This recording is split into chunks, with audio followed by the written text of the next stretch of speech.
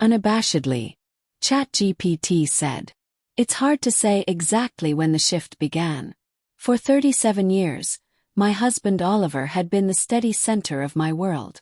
From the outside, people often saw us as the perfect pair. Oliver, now 57, still carried a striking presence. Effortless, handsome, successful, and naturally charismatic. He seemed like everything one could want in a partner. I, Margaret, at 53, felt time's passage more keenly even though I kept active with yoga, looked after my figure, and accepted my natural looks. Brown eyes, hair to match, and a body I was still proud of. Sometimes I felt eclipsed. I ran a small retail shop and loved books, puzzles, and games. Our adult children, Robert and Mary, lived close by, and family nights were common and treasured. Life seemed steady, almost idyllic. Our sex life, while pleasant, had always felt a bit uneven. Oliver made more effort than I did, yet I'd never quite reached that elusive peak of fulfillment. Strangely, it worried him more than it did me, though I reassured him that his devotion was enough. One New Year's party at my workplace changed everything. I had invited Oliver. These events delighted me. An opportunity to dress up and socialize.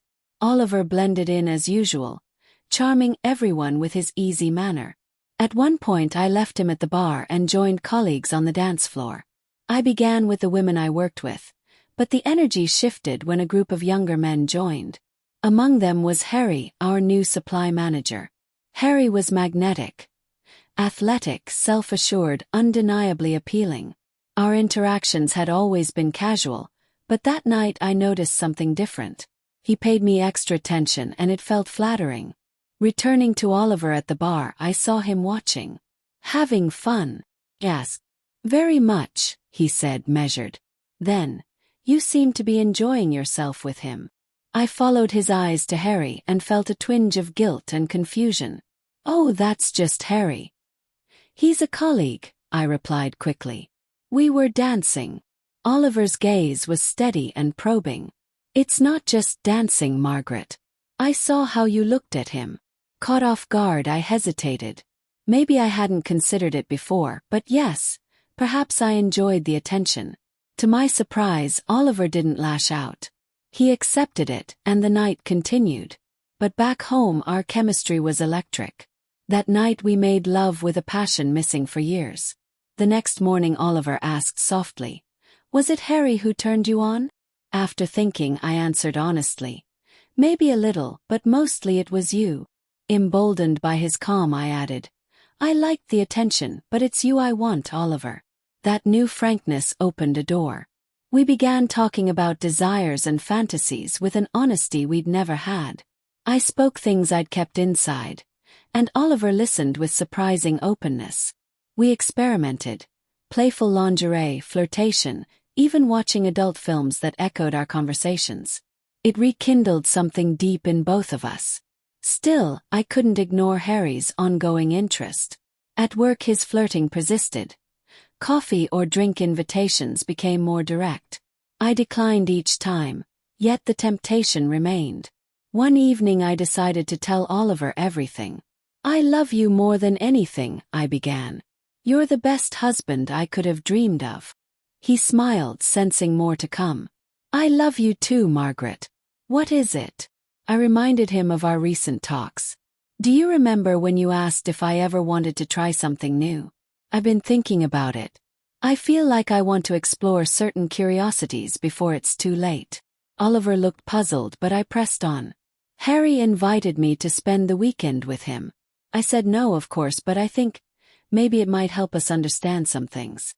His eyes widened. "Margaret, that's only a fantasy. You know that." "Maybe it could be more," I said quietly.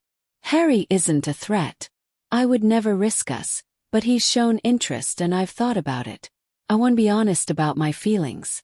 I'll tell you everything, and it won't change my love for you." Oliver's silence was loud.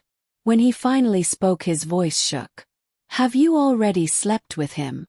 "No," I replied firmly. "Nothing.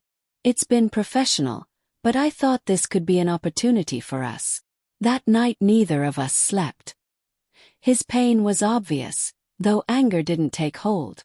The next morning he seemed calmer but distant. I knew it would hurt him. Yet I believed that facing these feelings might bring us closer. Our path forward demanded huge trust, brutal honesty, and love. Deep down, I hoped it might breathe new life into the marriage we'd built for decades. I didn't want to drag things out. Moving ahead felt right. The idea of wearing lingerie for another man felt surreal, almost forbidden, but undeniably exciting.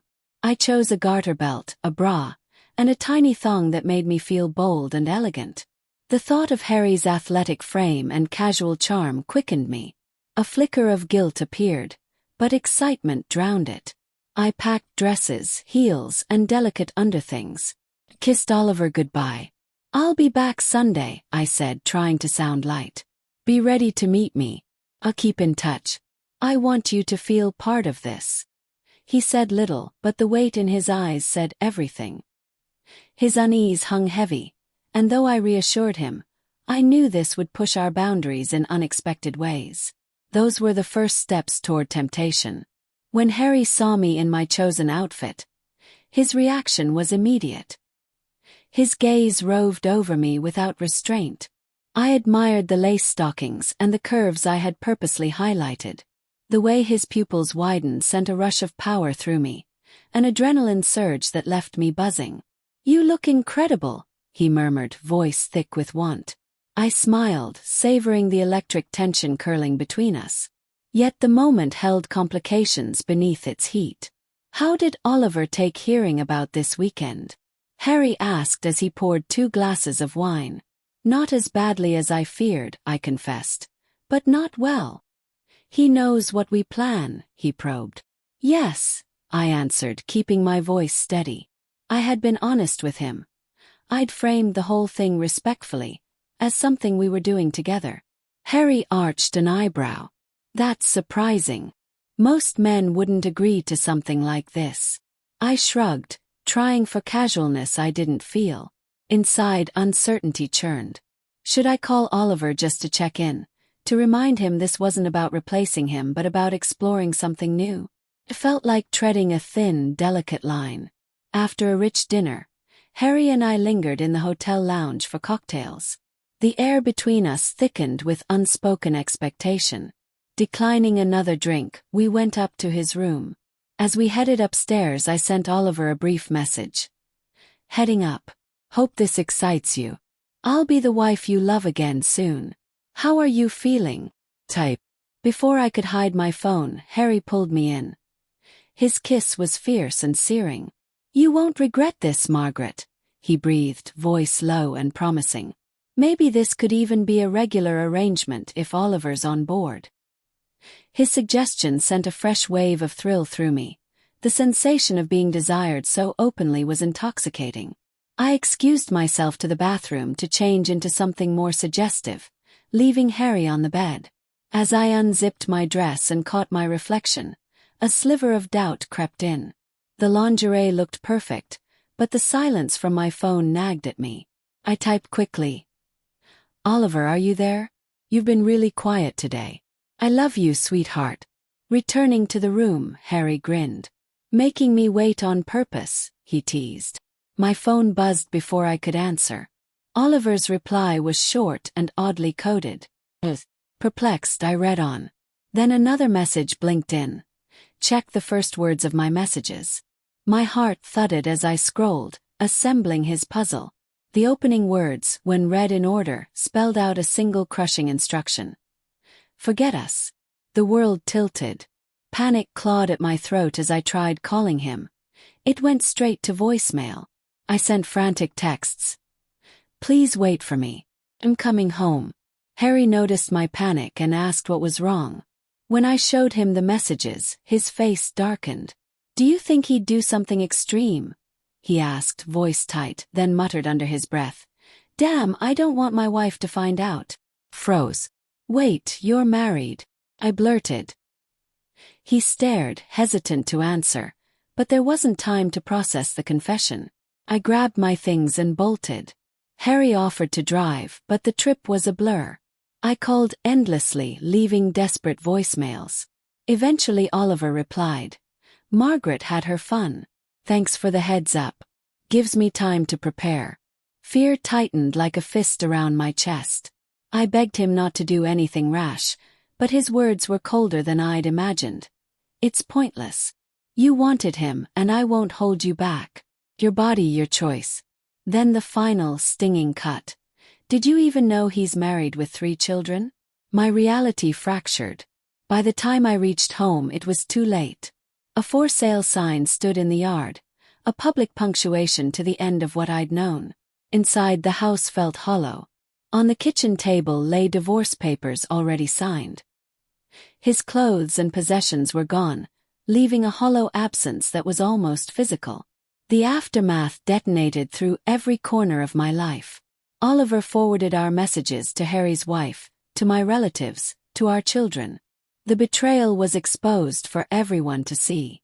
Harry called in fury. My wife kicked me out and filed, he raged. This is your fault. I felt numb, unable to summon anger at him. The most cutting wound came from Robert and Mary. Their disappointment felt like a blade. Don't expect Dad to come back, they said with a coldness that stunned me. Weeks crawled by in a silence that throbbed. Then an envelope arrived. Inside lay Oliver's wedding ring. Seeing it snapped something inside me. I sent him one last message. This can't be the end. I love you and I know you love me too. Days passed before he answered, and when he did it was with a photograph of a sunlit beach.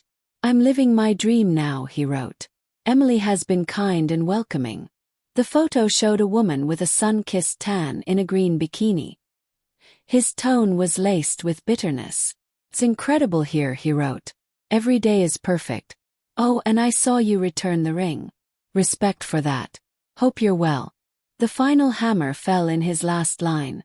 No chance of reconciliation. This is goodbye. It was done.